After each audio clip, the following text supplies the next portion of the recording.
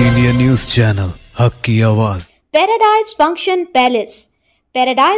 Palace महबूब नगर जिला महबूब नगर मुस्तखर के government vocational junior college में मुकामी एमएलए एनएम श्रीनिवास रेड्डी के जाती फंड से कायम करदा आरओ प्लांट की तज़ीनों के बाद आज आगाज किया गया। इस मौके पर एमएलए एनएम श्रीनिवास रेड्डी ने कहा कि पिछली हुकूमत में तालीमी इदारों की तरक्की में कोताही है, इसीलिए कांग्रेस हुकूमत तालीमी इदारों की तरक्की को अव्वलीन तरजीहात में शामिल कर रखा है।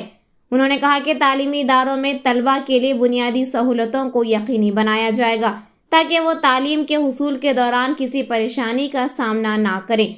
उन्होंने इस मौके पर कहा कि कॉलेज में 2.5 साल से प्लांट रहने के बावजूद इसकी मरम्मत ना करना काबिल अफसोसनाक बात है। उन्होंने इस मौके पर यकीन दिलाया कि वो हर वक्त मसाइल के हल के लिए मौजूद रहेंगे। ఇప్పుడు కాంగ్రెస్ ప్రభుత్వం వచ్చిన తర్వాత గతంలో నిర్లక్ష్యం చేయబడ్డ విద్యా వైద్య రంగానికి టాప్ ప్రియారిటీ ఇవ్వాలని నిర్ణయం తీసుకుంది। అందులో భాగంగా కళాశాల విజిట్స్ అన్ని కూడా చేపడతా ఉన్నాం, స్కూల్స్ కూడా త్వరలోనే పోతాము। ఎట్టి పరిస్థితుల్లో పిల్లలకు కనీస వసతులు విద్యాలయాల్లో ఉండాలి, ఇది మన యొక్క కనీస ధర్మం।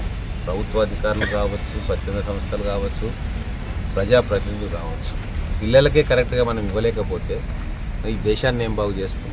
కాబట్టి ఎక్కడ మంచినీటి సమస్య ఉన్నా, ఎక్కడ ఇన్ఫ్రాస్ట్రక్చర్ సమస్య ఉన్నా, ఎక్కడ టాయిలెట్ల సమస్య ఉన్నా, ఎక్కడ స్కావెంజర్ సమస్య ఉన్నా ఖచ్చితంగా నేను స్పందిస్తా।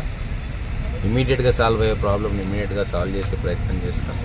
కాబట్టి ఈరోజు ఇక్కడ దాదాపు 2.5 సంవత్సరాలుగా ప్లాంట్ ఉంది, వాటర్ ప్లాంట్, కానీ చెడిపోయింది।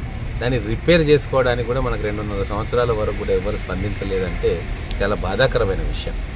కాబట్టి ఇటువంటి తప్పులు మళ్ళీ జరగకూడదు। అధికారులకు కూడా నేను చెప్పేది ఏంటంటే, మీరు మిగతావన్నీ పక్కన పెట్టి ఈ ఎసెన్షియల్ కమాడిటీస్ విద్యార్థుల కోసం వాటర్ కావచ్చు, టాయిలెట్ సౌకర్యాలు కావచ్చు, ఇవి తక్షణమే అమలు చేసే కార్యక్రమం మీరు చేయాలి। మిగతావి చాలా తర్వాత చేసుకోవచ్చు।